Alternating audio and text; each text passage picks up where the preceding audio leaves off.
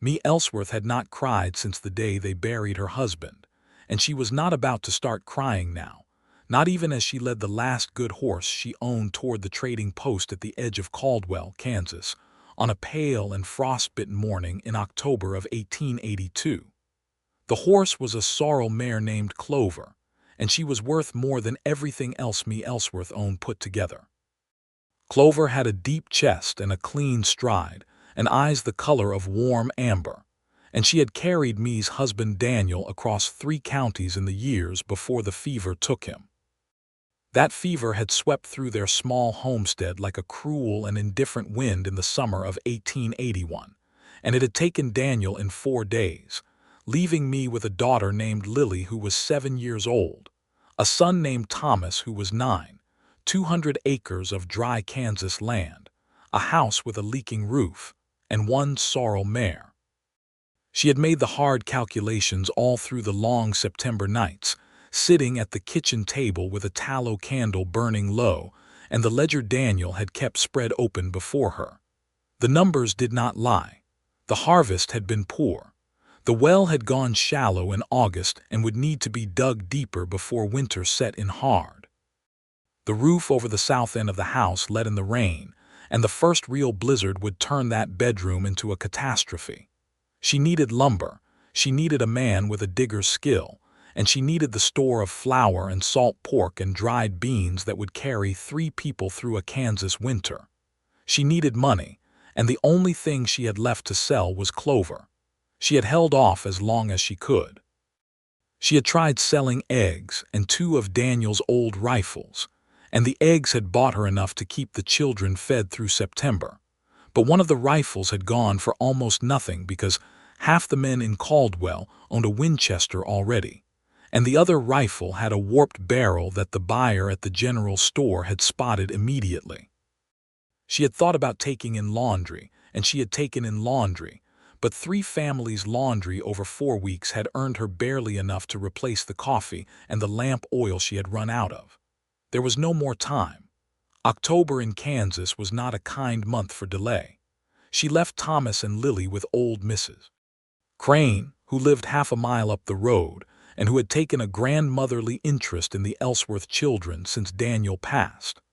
Mrs. Crane had pressed a small jar of jam into Mae's hands as she left, and told her to keep her chin up, and Mae had kept her chin up for exactly as long as it took her to walk out of Mrs. Crane's sight. Now she walked beside Clover on the road into Caldwell, and the prairie wind cut across the open ground and found every gap in her wool coat, and the sky was the color of old pewter, and she told herself she was doing what needed doing. She told herself that Daniel would understand. She told herself a great many things, and none of them made her feel any better, but they kept her feet moving, and that was what mattered. The trading post at the edge of Caldwell was run by a man named Grover Phelps, who was short and wide, and who had the sharp eyes of a man who had made a good living buying things for less than they were worth and selling them for more. Mae had dealt with him twice before, both times on the losing end of a negotiation, and she knew coming to him was not ideal, but he was the first buyer she would reach before the town itself, and she had decided she did not have the heart to walk Clover all the way through Caldwell's Main Street where people would see and talk. Phelps came out onto the porch of the trading post when he heard the horse's hooves on the packed dirt, and he looked at Clover the way a vulture looks at something that has not quite stopped moving. "Mrs. Ellsworth," he said, and tipped his hat with exactly the degree of respect a man gives a widow he does not consider a serious business opponent. "Mr. Phelps," Mae said, "I have a horse to sell." He walked around Clover slowly as if he were circling something suspicious. He looked at her hooves, ran a hand along her flank, peered at her teeth. Clover stood still through all of it, patient and dignified. "She's a good animal," he said finally, which Mae knew was his way of working up to an offer that would insult them both. "She is an excellent animal," Mae said. "Sound, well-tempered, 7 years old, good for work and good for riding. I won't take less than $40. Phelps sucked his teeth and looked at the sky as if asking the overcast heavens for guidance. "I can do 25, he said. 35, Mae said. "28, Phelps said, with the finality of a man closing a lid on a coffin. Me felt the cold settle around her, heavier than the wind. She knew Clover was worth $50 to the right buyer, maybe more. $28 would cover the well and perhaps the lumber or perhaps the supplies, but not all three. She opened her mouth to push back, and it was at that precise moment that she heard the sound of hooves coming up the road from the direction of town. She turned, and she saw a man on a blue roan horse coming at an easy lope toward the trading post. He pulled up when he saw the small gathering at Phelps's porch, and he took in the scene with the quiet, steady attention of a man who was in no hurry, but who did not miss much either. He was perhaps 35 years old, with a broad-shouldered build that had been put to use rather than merely inherited, and a face that was weathered and clean-shaved and honest-looking in the way that some faces just are, the way that has nothing to do with handsomeness and everything to do with character. He wore a dark hat and a good wool coat, and there was nothing showy about any of it, but the roan horse under him was exceptional, the kind of horse that spoke well of its owner's knowledge. "Good morning," he said, and the greeting was addressed to me more than to Phelps. "Morning," me said, because she was raised with manners even when she was in the middle of humiliating herself. The man's eyes went from me to Clover to Phelps, and he read the situation the way experienced men in that country read a landscape, quickly and with accuracy. "That your mare?" he asked me. "She is," me said. "I'm selling her." He swung down from the roan with the effortless ease of a man who has dismounted 10,000 times, and he walked to Clover and put a hand on her neck with the gentle confidence of someone who knew horses deeply. Clover turned her head and snuffed at his coat pocket, and he gave her a small corner of something, a piece of dried apple perhaps, and the mare's ears came forward in the most complete expression of approval a horse can give. "What are you asking?" he said to me. $40, me said, and she watched Phelps's expression sour from the corner of her eye. The man looked at Clover carefully, ran his hands along her legs, observed her movement as me walked her a few steps. He was not performing the evaluation. He was actually doing it. "I'll give you 45, he said. Phelps made a sound that was not quite a protest but not quite not one either. Me looked at this stranger very carefully. In her experience, when something seemed too easy, it was because it was not easy at all and the difficulty had simply not revealed itself yet. "Why?" she said. The man met her eyes directly and there was nothing evasive in his expression. "Because that's what she's worth," he said. "Possibly more. I have a ranch 7 miles south of here, and I've been looking for a mare this sound for 3 months. Phelps would have turned around and sold her to me for 60. Phelps made a louder sound. "He's not wrong," Phelps said, in the tone of a man deciding that honesty is now his best strategy.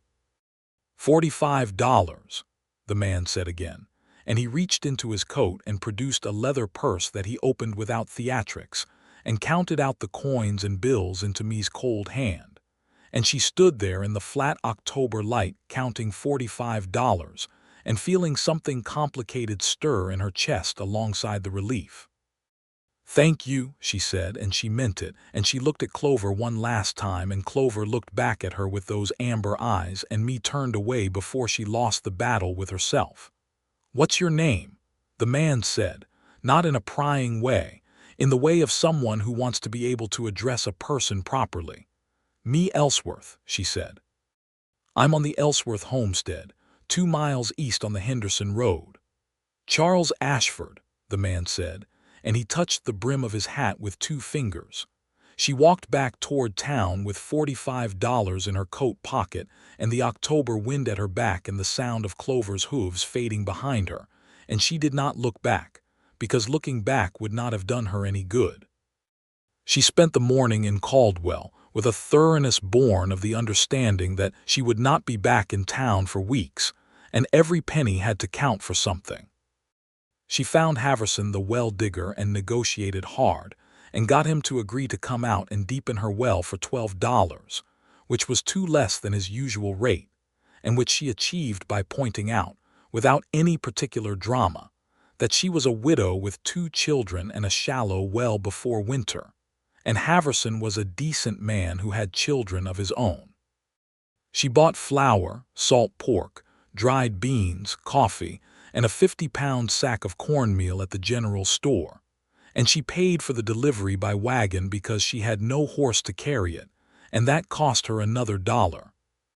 She purchased nails and 2 good lengths of shingle at the lumber yard and arranged for those to be included in the delivery. By noon she had spent 26 of her $45, and she had the well, the food supply, and the materials for the roof repair accounted for, and she had $19 left, which was more of a cushion than she had dared hope for. She ate a small lunch at the counter of the general store, a bowl of bean soup that cost her 10 cents, and she let herself sit still for a few minutes and breathe. And she thought about Charles Ashford and his calm manner of paying a fair price without being asked twice, and she thought it was a pity that men like that were rare. And then she walked the 2 miles home. Mrs. Crane had kept the children through the morning, and when Mae came back to collect them, Thomas immediately asked where Clover was, and Mae told him the truth, that she had sold Clover so they could make it through the winter. Thomas was 9 years old, and he understood things at that age in the way children do, incompletely but sincerely, and his face did the complicated work of processing the news. And then he nodded once, very seriously, in a way that reminded me so much of Daniel that it physically hurt.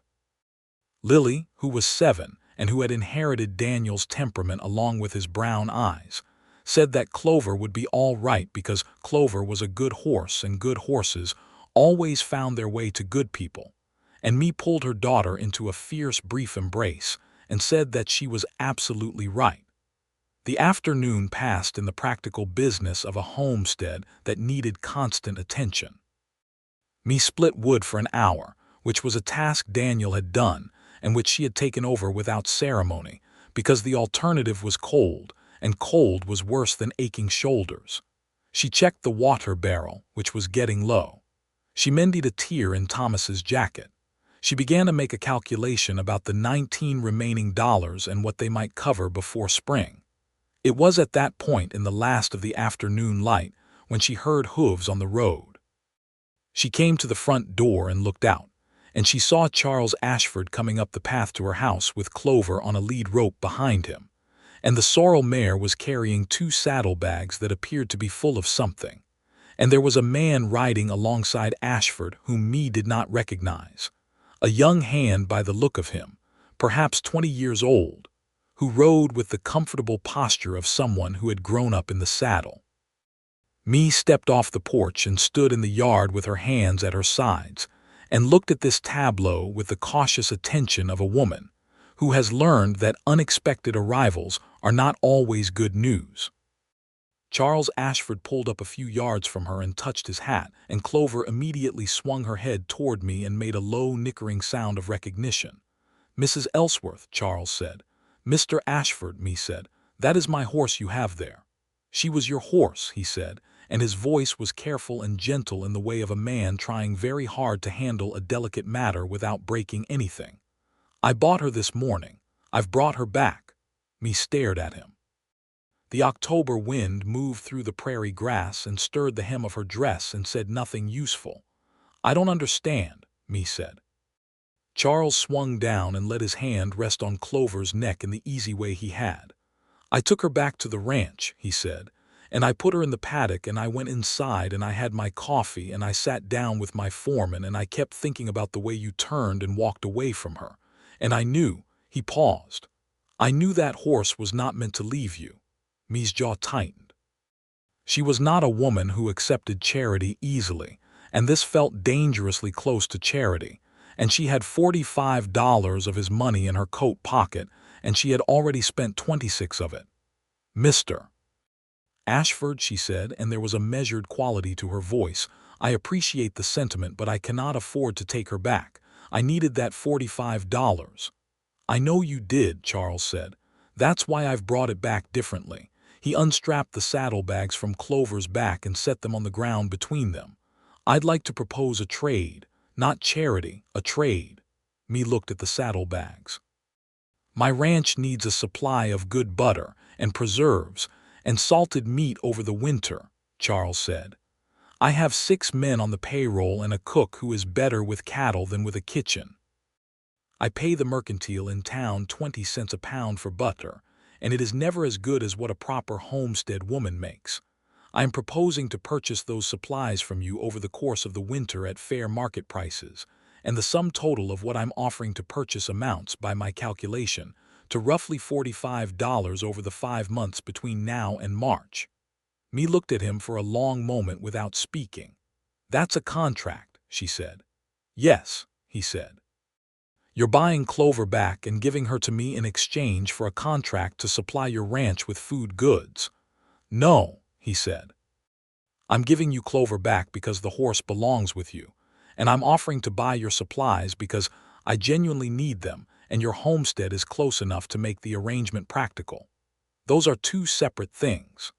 Mae Ellsworth was not a naive woman. She had lived on the Kansas frontier for 8 years, through drought and blizzard and the death of her husband, and she had a finely calibrated sense for the difference between a man who was telling the truth and a man who was performing it. Charles Ashford was standing in her yard in the failing October light with his hat in his hand and a sorrel mare on a lead rope, and he was telling her the truth.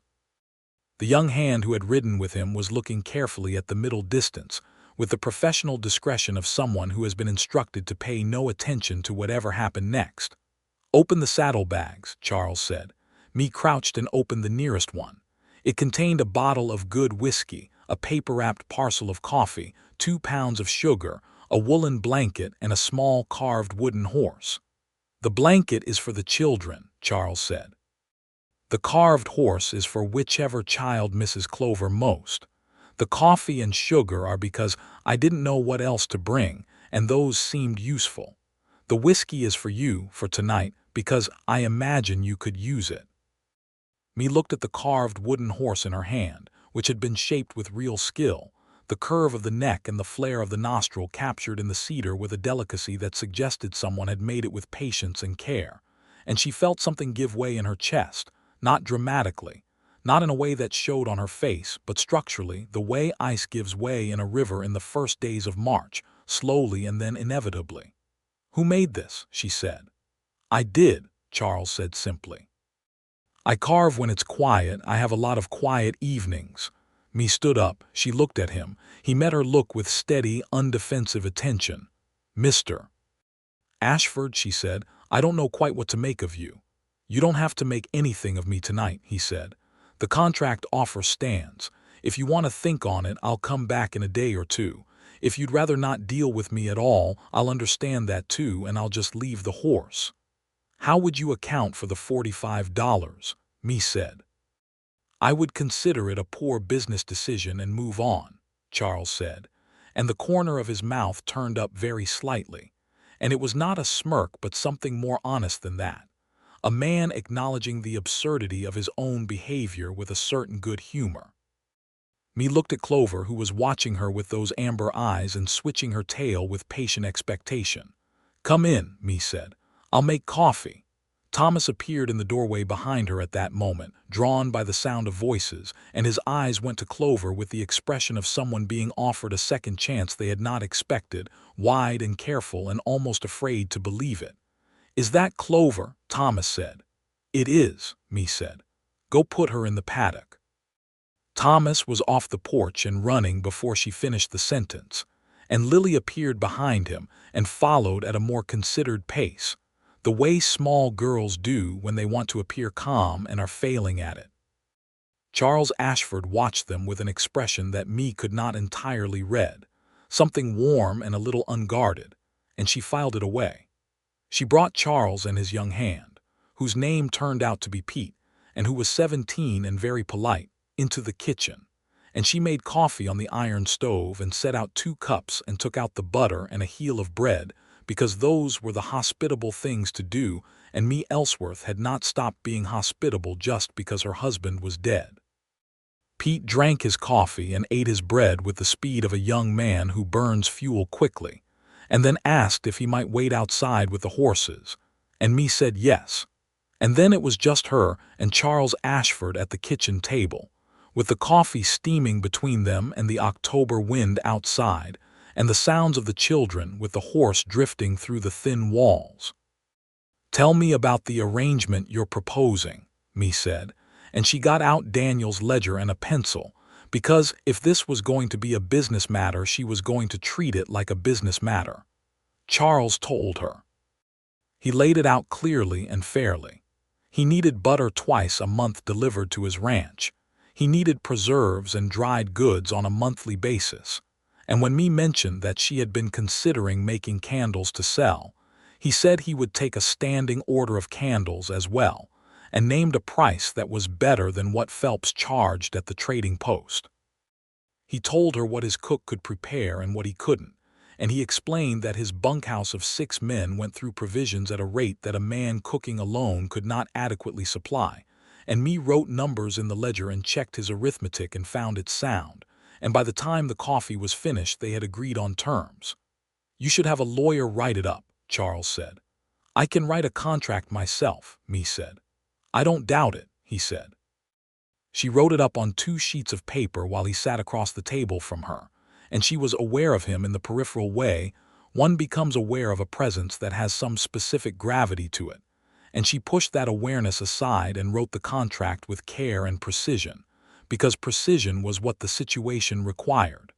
They both signed it. He took one copy and she kept the other, and she folded hers and put it in the ledger, and she looked at the ledger and then at him. "This is a sensible arrangement," she said. "I thought so," he said. "I want to be clear about something," Mae said, and she met his eyes directly, the way she had learned to meet things directly because looking away from hard things had never once made them easier. "I am not in a position to be anything other than a business acquaintance. I have 2 children and a homestead and more work than I have hours in a day. I'm not looking for anything else." Charles Ashford looked at her with the same steady, undefensive attention he had shown in the yard. "Mrs. Ellsworth," he said, "I brought your horse back and I'm offering to buy your butter. I'm not asking for anything else." Mae nodded. "Good," she said. He left as the last of the daylight was going out of the sky, with Pete riding alongside him and the 2 of them heading south toward the Ashford ranch, and Mae stood on the porch and watched them go until the darkness swallowed them. And then she went inside and found Thomas and Lily at the kitchen table, Thomas explaining something to Lily in a low, serious voice. And she set about making supper from the provisions that remained and tried not to think too hard about the carved wooden horse sitting on the mantelpiece. Lily had taken it inside and placed it there with the careful reverence of a 7-year-old who understood that some objects needed to be treated with respect. And in the candlelight it cast a small, perfect shadow of a horse on the wall behind it. And Mae looked at it, while she stirred the beans on the stove and thought about a man who carved horses on quiet evenings and paid fair prices and brought things back. The weeks that followed established a pattern, and Mae was grateful for patterns because patterns gave you something to hold on to when everything else was in flux. Haverson came out with his 2-man crew and dug the well deeper, and they found good water at an additional 6 feet, and Mae paid the $12 and felt the relief of it all the way through her bones. The delivery from the general store arrived the following Tuesday, and Mae spent 2 days stacking and organizing the supplies in the cellar and the pantry with the systematic thoroughness of a woman who understood that winter in Kansas was not a metaphor but a real and lethal force. She repaired the south roof with Thomas's help, which was harder than she had anticipated and involved more time on a ladder in a cold wind than was entirely comfortable. But the shingles held, and the ceiling in the south bedroom stopped weeping when it rained, and that was victory enough.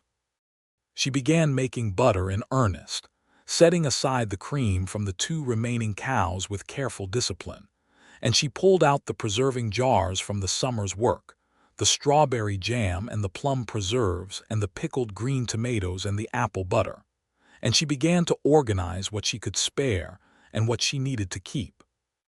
Charles Ashford came for the first delivery on a Thursday morning 2 weeks after their kitchen meeting, and he brought Pete again, who loaded the goods into the pack wagon with efficient cheerfulness. And Charles paid me exactly the agreed amount in cash without making her ask for it, and he drank a cup of coffee that she offered in the ordinary course of hospitality, and then left. He came back 2 weeks later, and then 2 weeks after that, and on the third visit he stayed long enough to help me move the heavy water barrel in the barn to a more sheltered position, because he had noticed it was sitting against the north wall where the freeze would find it, and she had not thought to ask him to help, and he had not asked whether she wanted him to. He had simply done it, in the matter-of-fact way of a man who sees a practical problem and addresses it. "You didn't have to do that," Mae said. "It would have frozen solid by December," Charles said. "I know," Mae said. "I would have moved it myself."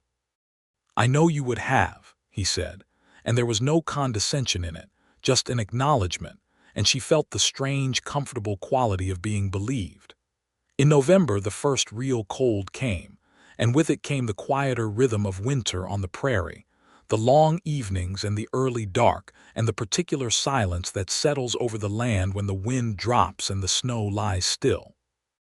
Me read to the children by lamplight in the evenings and taught Thomas his sums and taught Lily her letters, and she wrote in the ledger by the last of the candle, and she listened to the house settle in the cold, and she thought, sometimes, about $45 and a sorrel mare and a man at a trading post who had looked at a situation and done the right thing before she could explain why he should.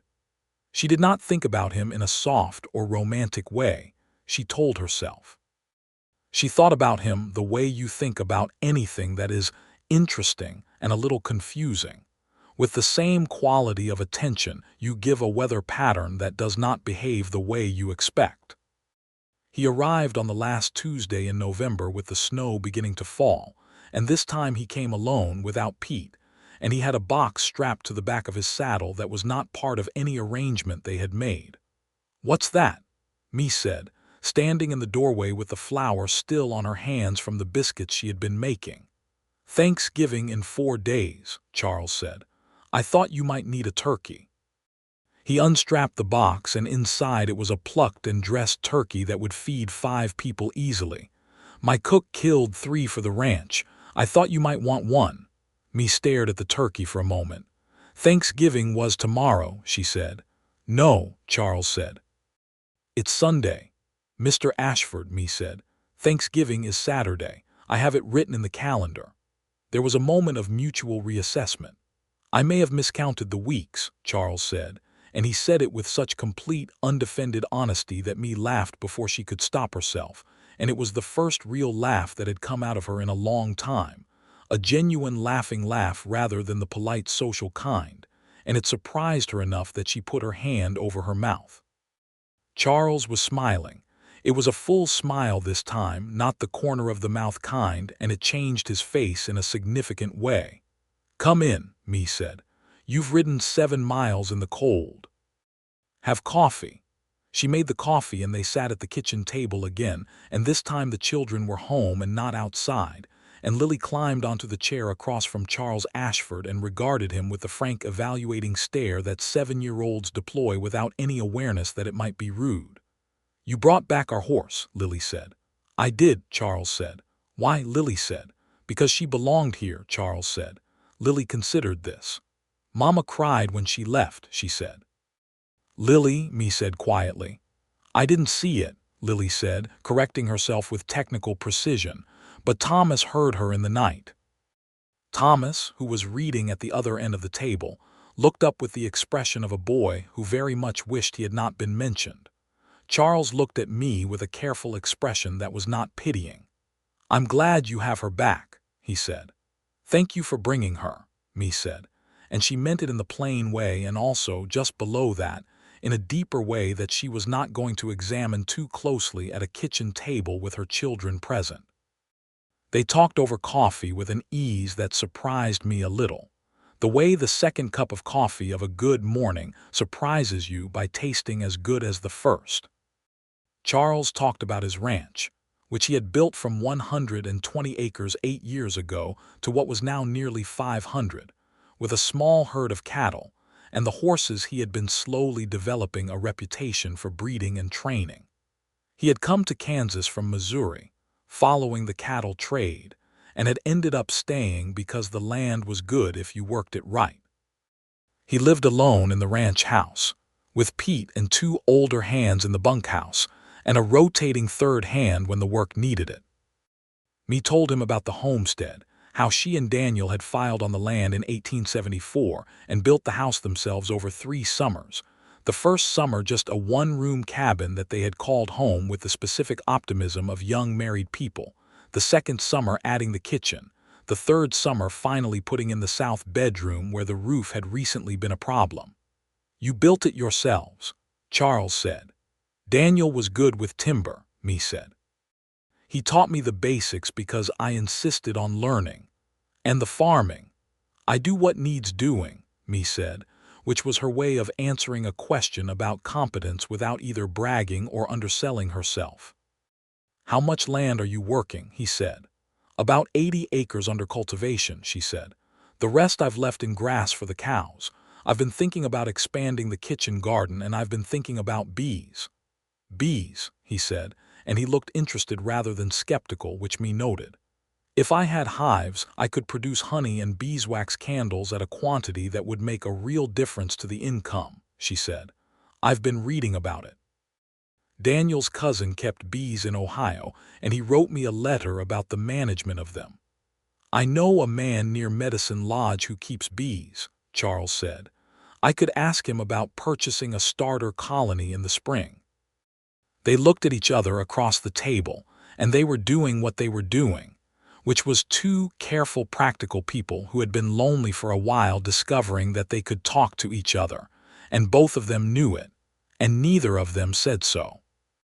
Charles stayed for an hour and a half, which was longer than he had stayed before, and when he left he shook Thomas's hand with the seriousness one man gives another man's handshake, regardless of age, and he told Lily that the carved horse needed a name, and Lily said she had named it Clover II, and Charles said that was a fine name. Mae stood on the porch and watched him ride south, and the snow came down in soft, steady curtains around him, until he disappeared into the gray afternoon, and she went inside and stood at the iron stove with her hands near the heat, and told herself very firmly that she was not the kind of woman who became foolish about a man just because he was kind and thoughtful and knew things about horses, and carved beautiful small animals out of cedar on quiet evenings. She told herself this several times. It was not particularly effective. December came with its full weight, and the prairie pulled inward, and the days shortened to a brief bright interval between two long darknesses. Mae kept to her routines with the discipline that routine requires in the winter, the early rising and the fire building and the milking and the cooking, the lessons with the children in the mornings, the mending and the preserving and the candle making in the afternoons. She was making the candles for Charles's order now, using the good tallow she had rendered and the cotton wicking she had ordered from the general store, and the cellar smelled of rendered fat and beeswax and the stored roots of summer. She saw Charles on his regular visits, and each time he came he stayed a little longer, and each time they talked a little more, and each time he left she stood on the porch and watched until she could no longer see him. She noticed these things about herself with the level attention of a woman who is honest with herself, but she also noticed that he was not doing anything that exceeded the bounds of the arrangement between them, and she respected that, and also, in a way that was not quite the same as respect, she found it frustrating. On the 14th of December, which was a cold, bright Saturday with a hard crust of snow on the ground, Charles arrived for a delivery pickup and brought with him a problem. One of his hands, a man named Briggs who was 42 years old and had been with the ranch for 3 years, had fallen from a fence post he was repairing and broken his left wrist in a way that was ugly to look at and needed care. The nearest doctor was in Caldwell, 7 miles north, and Briggs was in no condition for a hard winter ride, and Charles had come to Mae Ellsworth's homestead specifically because Mrs. Crane, whom he had encountered on the road, had told him that Mae had some experience with doctoring. "Do you?" Charles said on the porch, with Briggs sitting on his horse looking pale and clammy and making no particular complaint because that was the kind of man he was. "My mother was a midwife," Mae said. "I've set 2 broken bones, not a wrist, but I know the principle." She looked at Briggs.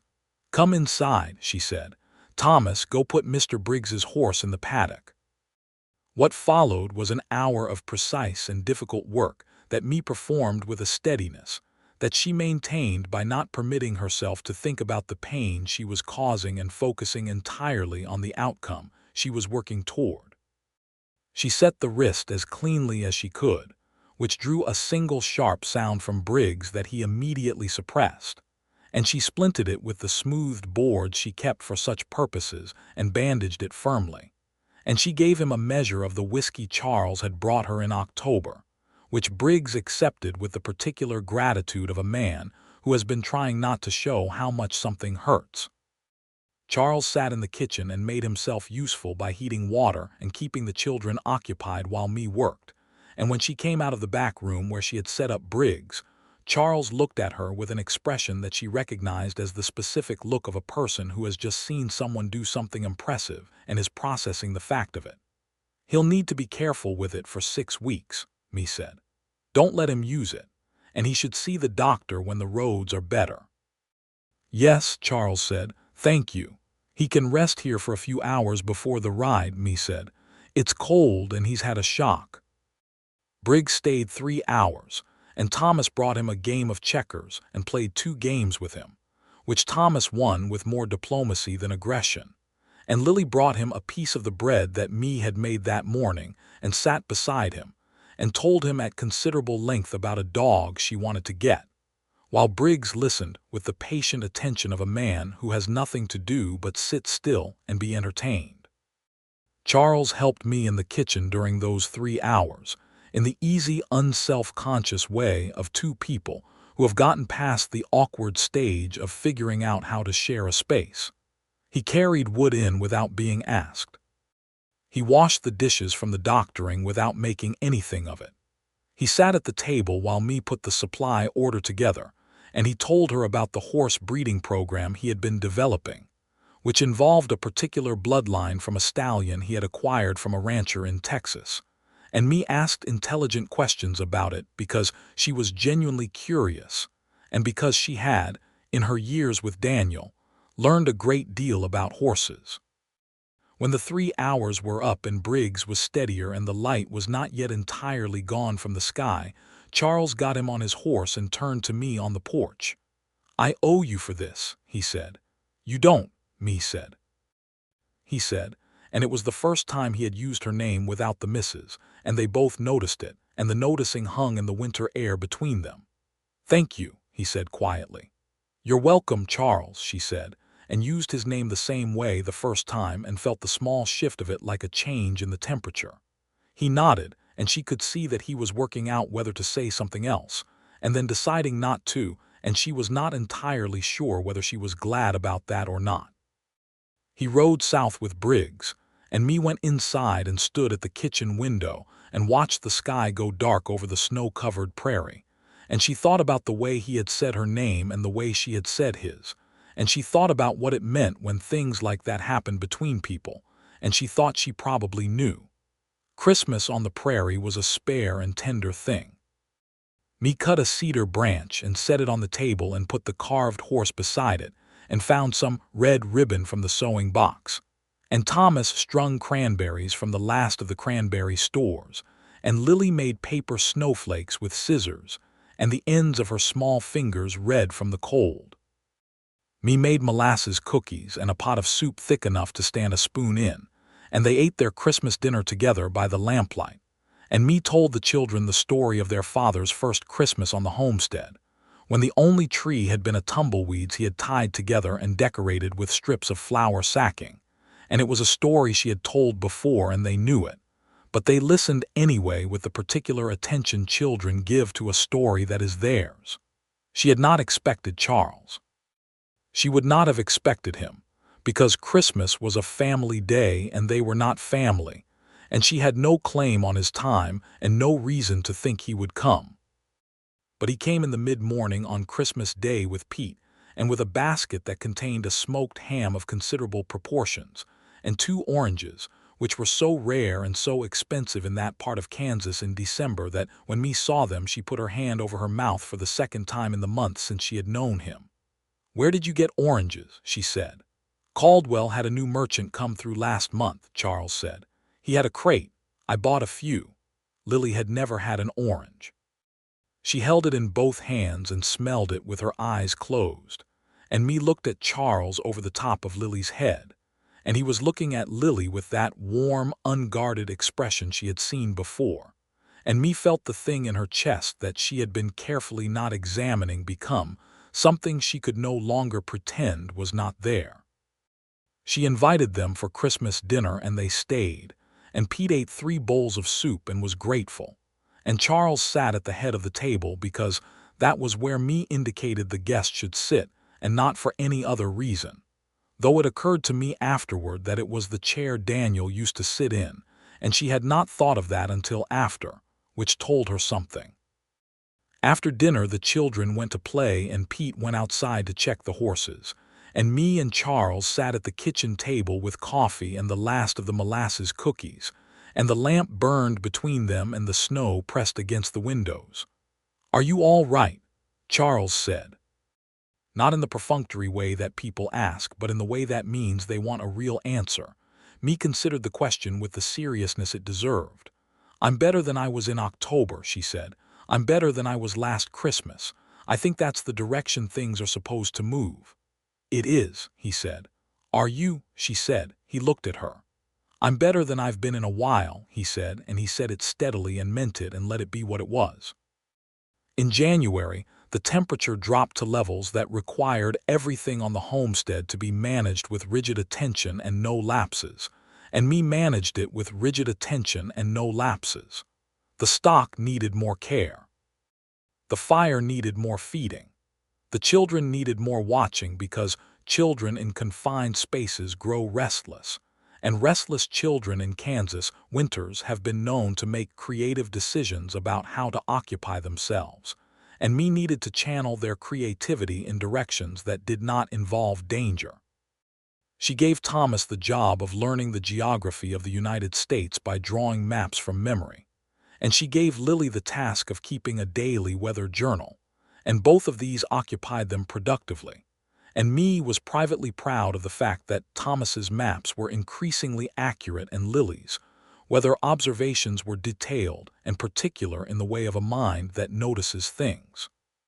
Charles came when he could, but the January cold made the roads worse and the visits shorter, and there were 2 weeks in January when the weather was bad enough that he did not come at all, and me noticed his absence in the way you notice the absence of something you have gotten used to, the way you notice the silence when a clock stops. He came on the last Thursday of January with the temperature climbing slightly and the roads barely passable, and when she opened the door he was cold all the way through in the way that a man gets when he has been riding in a bad wind, and she brought him inside and pushed him toward the stove without thinking about whether it was the proper thing to do, and he stood with his hands near the heat and said absolutely nothing for a minute. "You rode 7 miles in this weather," she said. "I wanted to make sure you were all right," he said. "We have been all right," me said. "I know," he said. "I wanted to see it for myself." She made tea, which was a concession to the cold that she preferred to coffee, and she brought 2 cups to the table and sat down, and Charles sat down across from her, and the cold came off him slowly in the warmth of the kitchen. "Charles," she said, because she had been thinking about something for a long time and she had decided that she was not the kind of woman who let important things go unsaid just because saying them was uncomfortable. "I want to say something to you." He looked at her with the full attention he always gave when she spoke. "When you brought Clover back in October," she said, "you did something that nobody had done for me in a long time. You paid attention to what actually mattered and you acted on it. I don't take that lightly." "Me," he said. "Let me finish," she said. I told you that day that I wasn't looking for anything other than a business arrangement, and that was true at the time. It may have been true for some time afterward. But I want to be honest with you because I think you're a person who deserves honesty." She put both hands around her teacup and looked at him across the table. "I have thought about you more than a business arrangement warrants." The kitchen was very quiet. Outside, the wind moved over the snow with a sound like breathing. Charles looked at her, and the expression on his face was something she had not seen before, not the careful steadiness or the easy warmth, but something more exposed than either, as if a door had opened that he had been keeping shut for a while. "Me," he said, and his voice was quiet and direct and honest in the way she had come to expect from him. "I bought that horse because I couldn't stop thinking about the way you walked away from her. And I brought her back because I wanted a reason to come back. And I proposed the supply contract because it was a sound business arrangement, and also because I wanted to keep having a reason to come back. And everything after that has been me finding reasons to come back, which is not something I've done for anyone in a long time." Me looked at him. "How long?" she said. 7 years, he said. "I was engaged to a woman in Missouri. She chose someone else. I came to Kansas and I built a ranch and I told myself I didn't have time for anything else. And now," me said, "and now I come 7 miles in a January wind because I want to see that you're all right," he said, "which tells me something about the state of my time management." Me felt the laughter come again, that real surprised, genuine kind, and she let it. And Charles smiled at her across the table with a smile that changed his face the same way it always did. And they sat in the warm kitchen with the wind outside and the tea between them and the particular clarity of two people who have finally said the true thing. He did not kiss her that day, and she did not expect him to. They talked for another hour, and they talked about real things, the ranch and the homestead and the children and what they each wanted from the years ahead. And when he left, she watched him go from the window instead of the porch because it was too cold for the porch. And Lily came to stand beside her and slipped her small hand into Me's hand and said, "Is Mr. Ashford coming back?" "Yes," Me said. "I believe he is." February moved slowly, but it moved, the way hard months do when you have something to look forward to at the other end. Charles came twice in February, and both times he stayed for supper, which he had started doing on the last 2 visits, and which the children had come to regard as a pleasant and expected thing. Thomas had decided, with the thorough practicality of a 9-year-old, that Mr. Ashford was useful, and had begun asking him questions about horses and carpentry and cattle, and the management of fences. And Charles answered all of them with patience, and an absence of condescension that Thomas responded to with the trust children extend when they feel they are being taken seriously.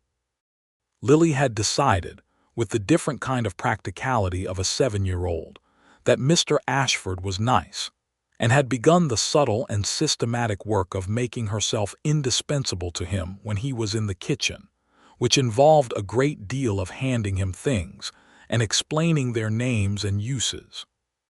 On the 2nd of February, which was Lily's birthday, Charles arrived with a gift that he had plainly planned in advance, which was a small book of illustrations of animals of the American West, with meticulous drawings of deer and elk and prairie dogs and a dozen kinds of birds, and Lily received it with the total and absolute stillness of a child overwhelmed by something wonderful.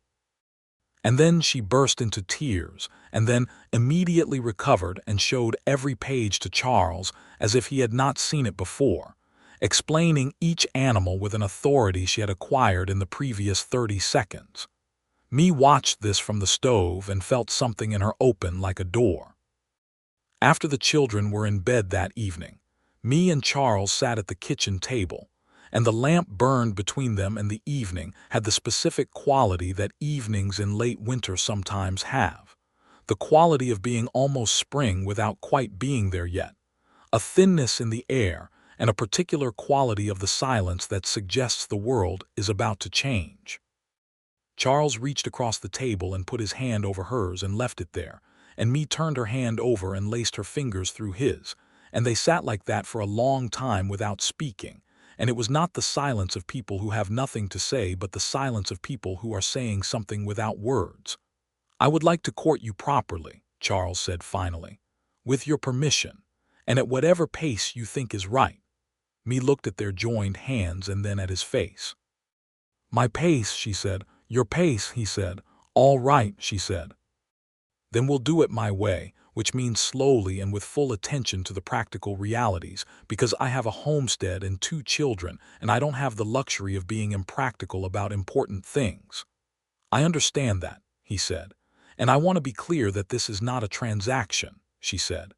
"I am not looking for a man to take over this homestead. I have managed it alone and I can continue to manage it. What I am saying yes to is something different." "I know what you're saying yes to," he said, "and it is what I'm offering." She believed him. March came, and with it the first suggestions of warmth, the snow pulling back from the south-facing slopes, the prairie grass beginning its tentative green effort beneath the gray of the previous season's growth. Mae's mood, which had been steady and controlled through the winter as it needed to be, began to feel something lighter and less defended, the way the ground feels when the frost breaks.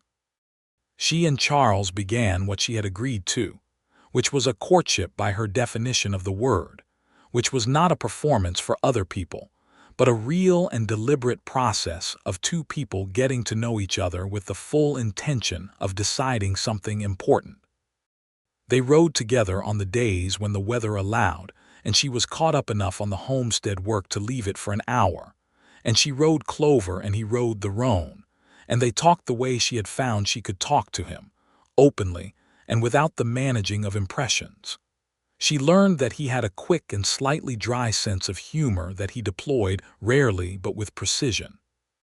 She learned that he was an early riser, and that he had specific opinions about the right and wrong way to build a fence post, and that he was capable of holding a position under disagreement without either capitulating or becoming rigid. She learned that he had read a great deal more than you would expect from a rancher, and that he had opinions about Dickens, and about the general unfairness of the systems that kept people like her neighbor the Wichita woman Ada, who had been pushed off her family's original land decades ago along with her people, from being able to hold and work land the way Mae herself did. Charles said this without performance, as a man who had thought about it honestly, and arrived at a position that acknowledged a wrong. Mae respected that deeply. She had thought about it too, watching Ada work the small parcel she rented on the edge of the Henderson Road, and she had spoken with Ada enough to understand the weight of what had been taken from her people, and it sat in Mae's conscience in the way uncomfortable truths sit when you are honest enough not to look away from them.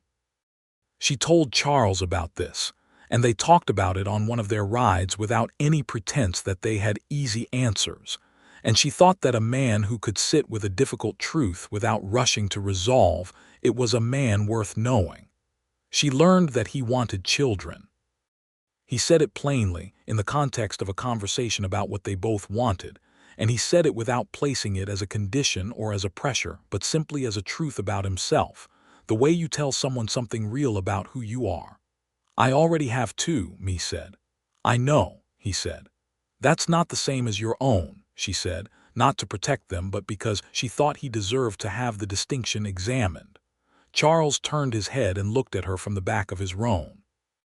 "If you'll permit me to know them," he said carefully, "I think we might find that the distinction is less significant than you're expecting." Mae thought about Thomas and his seriousness and his maps, and the way he had shaken Charles's hand on the first night, and Lily with the animal book and the carved horse and her daily weather journal. She thought about the way Lily had taken Charles's hand without any ceremony on the 2nd of February and led him to the bookshelf to show him something. "We'll see," she said, and meant it as something that was not a no. In April, the bees arrived. Charles had done what he said he would do in the December conversation about bees, which was contact the man near Medicine Lodge. And the man had agreed to sell me a starter colony at a fair price. And Charles had arranged the purchase and the transport, and he arrived on the first warm Saturday in April with a hive box strapped carefully to the wagon, and Pete driving, and the hive humming in the low continuous frequency that bees produce when they are contained and not entirely pleased about it. Me came out of the house and stood in the yard and looked at the hive box with an expression that Charles, who was watching her face, recognized as the specific expression she wore when she was controlling something large. "You're not afraid of them," he said. "No," Me said. "I'm planning where to put them." They set the hive at the far end of the kitchen garden, in the spot Me had chosen based on the book from Daniel's cousin, sheltered from the north wind and with a clear flight path to the east, and Pete retreated to a respectful distance, and Me opened the hive in the correct way with a patience and steadiness of hand that sent the bees into a brief agitated cloud, and then settled them again. And Charles stood at a safe distance and watched her manage the colony with the fascination of someone watching a person do something they are completely at home with. "You've done this before," he said. "No," she said, "but I read the letter 11 times. He shook his head slowly, and she could see the smile at the edge of his face. May was the month that changed things. On the 1st of May, which was a Tuesday, Charles arrived in the early afternoon and found me at the far end of the east field trying to repair a fence section that had been pushed over by a tree branch in the last wind, and she was attempting to reset the post alone, which was a task that under normal circumstances required 2 people, one to hold and one to drive, and she was managing through a combination of determination and improvised engineering. He got off his horse and came to where she was standing with the post mallet in her hands and the post leaning at an uncooperative angle, and he did not say anything. He just picked up the post and held it in the position it needed to be in, and Me drove it with the mallet in the professional way of a woman who had driven a great many fence posts, and when it was set she tested it and found it sound. "Thank you," she said. "Yes," he said. They walked back along the fence line to check the rest of it, and the May afternoon was warm and the grass was coming in green, and the sky was the particular blue of spring in Kansas that is almost painful in its clarity, and they walked side by side and Me felt the day around her as something good and whole. At the far corner of the east field, where the fence turned south and the view opened toward the Ashford ranch and the distant line of cottonwoods along the creek, Charles stopped. "Me," he said. She stopped and turned to look at him, and the afternoon light came across the prairie and lay on his face, and she saw in his expression the same thing she had seen in January across the kitchen table, that exposed quality, the door open. "I love you," he said, not as a lead-up to something, just that directly, with the full weight of the truth. Me looked at him for a long moment with the blue sky above them and the green grass around them and the prairie wind coming from the south. And she thought about October and the trading post and $45 paid without negotiation. And she thought about a carved wooden horse and a turkey brought a day early, and a wrist set in a cold back room, and a man who rode 7 miles in a January wind just to see that she was all right, and a bee colony delivered with care, and 2 hands held across a kitchen table in February, and every conversation they had ever had that had been honest all the way through. "I love you too," she said, and it came out not as a surprise but as a recognition, the way you recognize a thing you have known for a while but have been waiting for the right moment to say. He kissed her there at the corner of the east field with the May sky above them and the prairie around them, and it was a real kiss, the kind that means what it is supposed to mean. And when it was done, Me pressed her forehead to his shoulder for a moment and felt the day settle around her like something that had been looking for its proper form. "I want to marry you," Charles said. "When you're ready, in your time, but I want you to know that's what I'm asking." "I know that's what you're asking," Me said. "Give me a little time." "All the time you need," he said. She gave herself 2 weeks, which was not a long time by any measure, but which was the time she needed to examine the question from every angle she could think of, sitting at the kitchen table in the evenings with the ledger, which she had lately taken to using for more than numbers, writing her thoughts in the margins in the small, neat hand she had developed over a lifetime of managing things carefully. She thought about what the children needed and what she needed, and what this would mean for the homestead. And she thought about what Charles was, which was a man who paid a fair price and brought things back and showed up in bad weather, and held fence posts, and set beehives and read Dickens and carved horses on quiet evenings. And she thought about what it was to be alone on 200 acres with 2 children and an October wind and a shallow well and no margin for error. And she thought about what it would be not to be alone, not in the way of giving something up, but in the way of adding something. She thought about Daniel, and she sat with the thought of him long enough to be sure she was not dishonoring his memory by moving forward, and she decided that Daniel, who had been a practical and tender man, would have thought Charles Ashford was the right choice, and she was not using Daniel's imagined approval to justify anything. She was simply being honest with herself about all the factors. On the 15th of May, which was a Wednesday, Charles came for the usual delivery pickup and found me in the kitchen, and she told him yes. He stood in the kitchen doorway and the morning light came through behind him, and she could see that he had understood what she meant immediately, without her having to say anything more than the yes, and his face did the thing it did when something moved him, which was that it went very still for a moment and then opened. "Yes," he said, just to confirm it. "Yes," she said.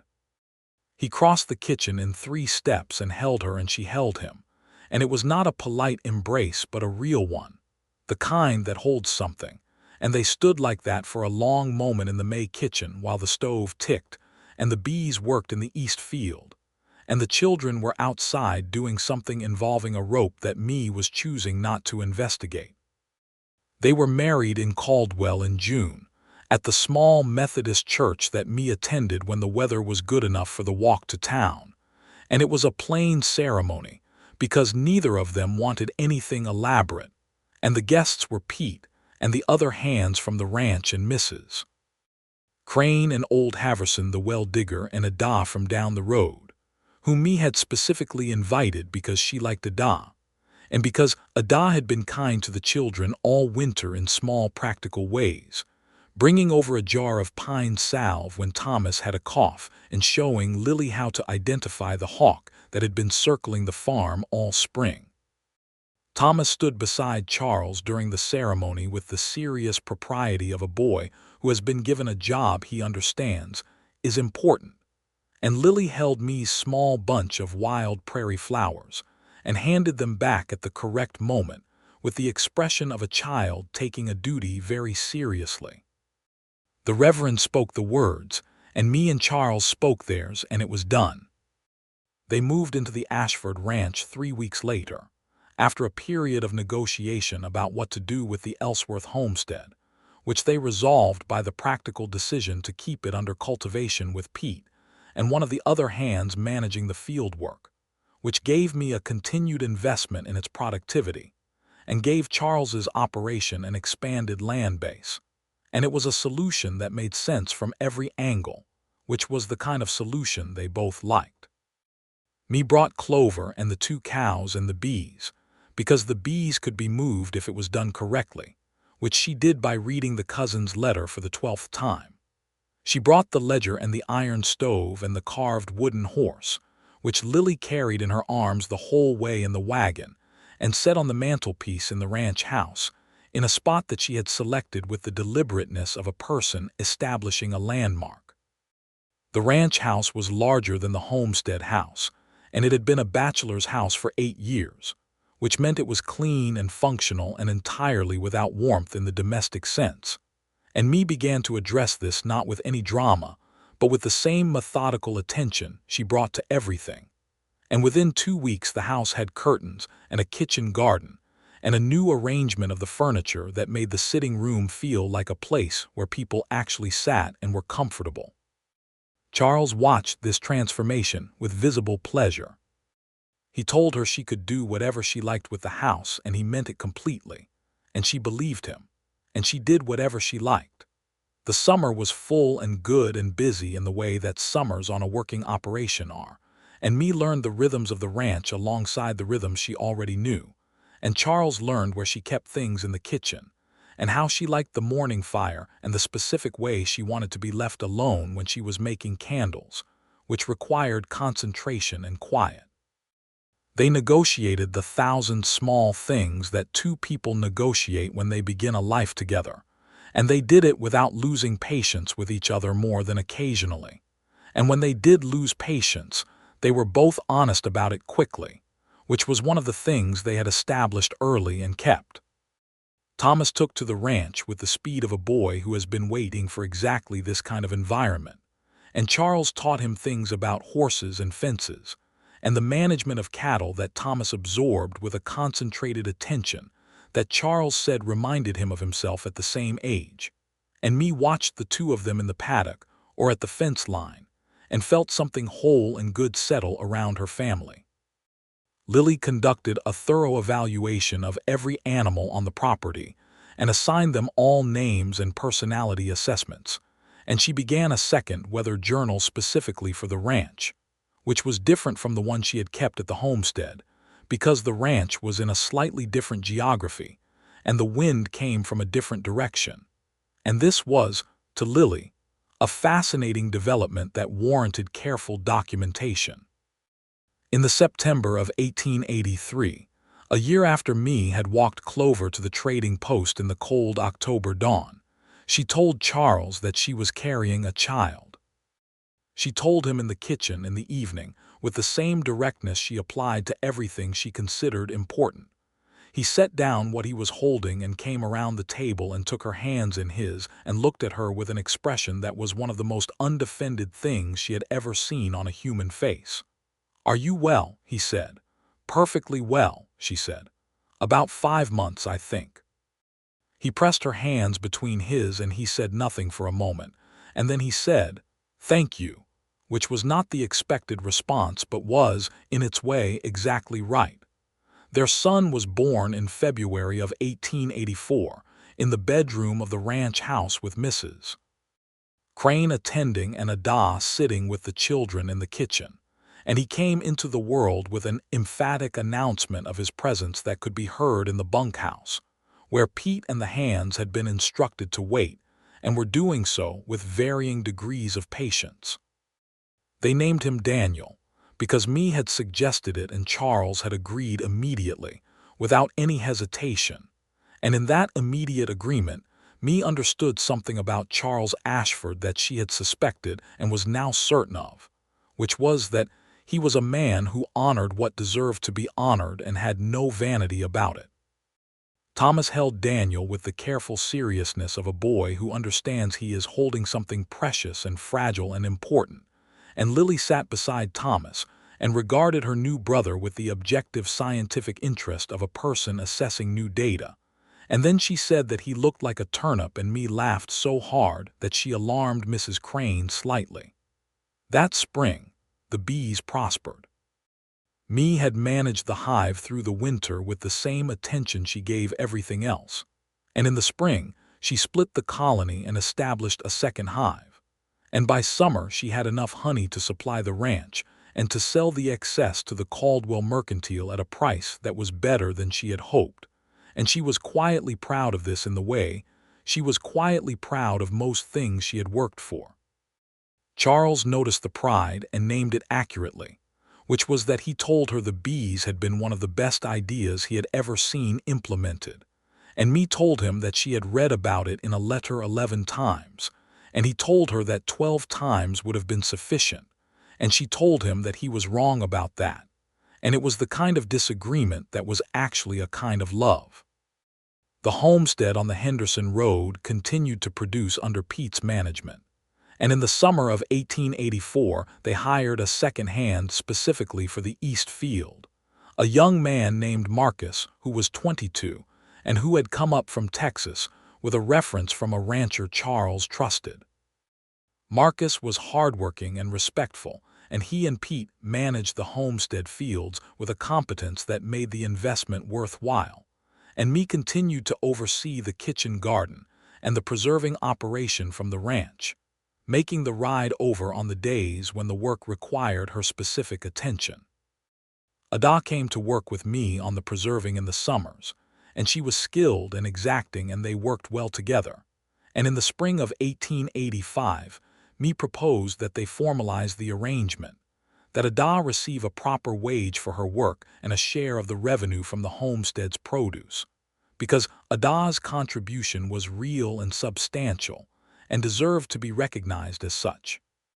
Charles supported this without reservation, and Ada accepted with the straightforward dignity of a woman who has known her own worth for a long time and is glad to have it acknowledged.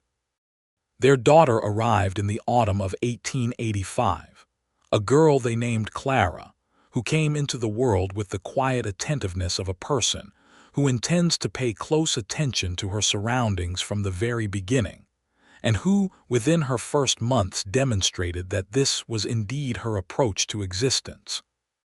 By the time Clara was walking, the ranch had grown again to nearly 700 acres, with a second herd that Charles had purchased from a rancher who was retiring, and Pete had been promoted to foreman of the Ellsworth homestead operation, and Thomas at 13 was doing real work on the ranch in the mornings before his lessons.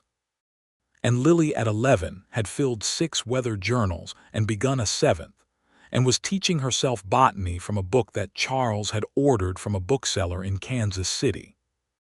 Me sat on the porch of the ranch house on a Sunday afternoon in October of 1885.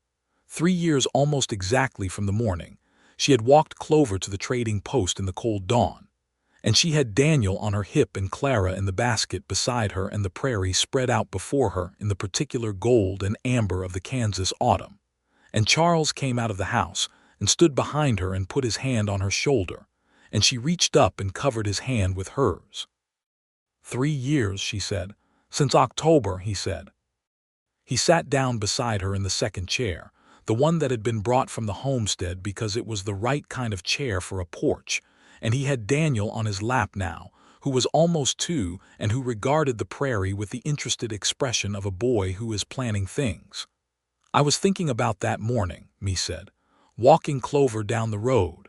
Tell me, he said.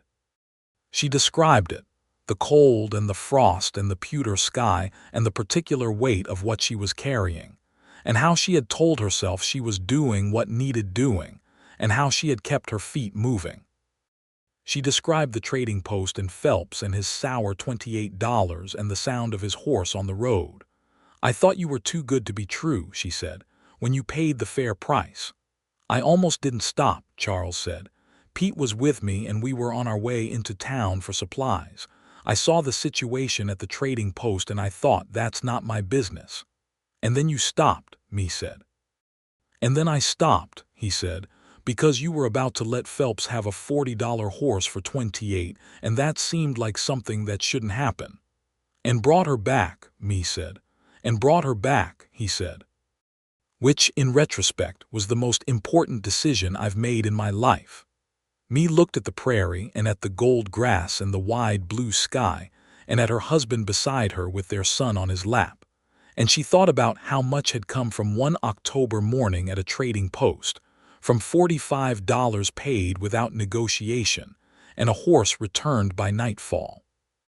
She thought about what it was to be in a life that had been broken in one place and mended in another, and was now, in a way she had not thought possible in that cold October dawn, fully whole and more than whole, layered and deep and real. Charles, she said. Me, he said. You brought back more than the horse, she said. He looked at her in the October light, the prairie light, the light that was the same color as Clover's eyes when she turned her head in the morning, and she could see that he understood what she meant. You let me, he said quietly. She had, she thought. She had let him, carefully and in her own time, at her own pace, which was the only pace that had ever worked for Mae Ellsworth. And the result was this porch and this afternoon and these children and this man, and the bees humming at the far edge of the kitchen garden and Clover in the paddock where she had always been meant to be, and the Ellsworth homestead 2 miles east still producing and still hers in the way that things you build yourself remain yours, and the carved wooden horse on the mantelpiece, inside throwing its small, perfect shadow against the wall in the lamplight of the evenings. The October wind came across the prairie from the north, carrying the smell of the grass and the particular cold that was just beginning to build toward winter, and Daniel reached both arms up toward the sky with the complete conviction of a toddler that the sky is available for that purpose. And Charles caught him before he could unbalance off the knee and held him, and Mae leaned her head lightly against Charles's shoulder. And the sun moved west over the Kansas plain with its ancient indifference to anything as small and as enormous as two people on a porch who had found each other by accident and held on by intention. Lily came out of the house with her latest weather journal and sat on the porch steps and began to write in it with the focused pleasure of a person doing exactly what they are meant to do. And Thomas came around the corner of the house, having finished his afternoon tasks with the unhurried competence that was becoming his characteristic manner, and he leaned against the porch rail and looked at the sky in the way he always did before he said something practical. "First frost tonight," Thomas said. "Almost certainly," Charles said. "I moved the water barrel," Thomas said, and the smallest note of pride in it entirely justified. "Good man," Charles said, and Thomas stood a little straighter in the particular way of a boy who has been told something true. Mae watched her son and thought about the years that had made him and the years ahead that would continue to make him. And she thought about Clara in her basket beside her making the small focused sounds of a baby who is figuring out the world, and Daniel with his arms up at the sky, and Lily with her journals and her botanical knowledge, and her 6 weather journals already filled with the observations of a mind that noticed everything. She thought about Daniel, her first husband, and held the thought of him with the tenderness that remains when grief has done its work, and what's left is love without the sharp edges, the kind that coexists with joy without diminishing either. She thought he would have liked Charles Ashford, the frank fair dealing of him, the way he held fence posts and paid right prices and carved small horses for children he had not yet met. She thought about October in 1882, and she thought about October in 1885, and she thought about the distance between them, which was not very long in years and was immeasurable in everything else. Charles turned his head and looked at her with the look he had, the specific one that was only for her, the one without any guarding in it. "All right," he said. "More than all right," Mae said. She meant it completely. The prairie stretched away in all directions, gold and wide and permanent under the October sky, and the house was warm behind them, and the children were all present and accounted for, and the bees were settled in for winter and Clover was in the paddock, and the ledger was balanced, and the roof of the south bedroom did not leak, and Charles Ashford's hand was warm over hers, and the first star of the evening came out above the Kansas plain, very small and very clear, in the early dark of an October sky. Mae looked at it and she was grateful. She was deeply, completely, and wholly grateful.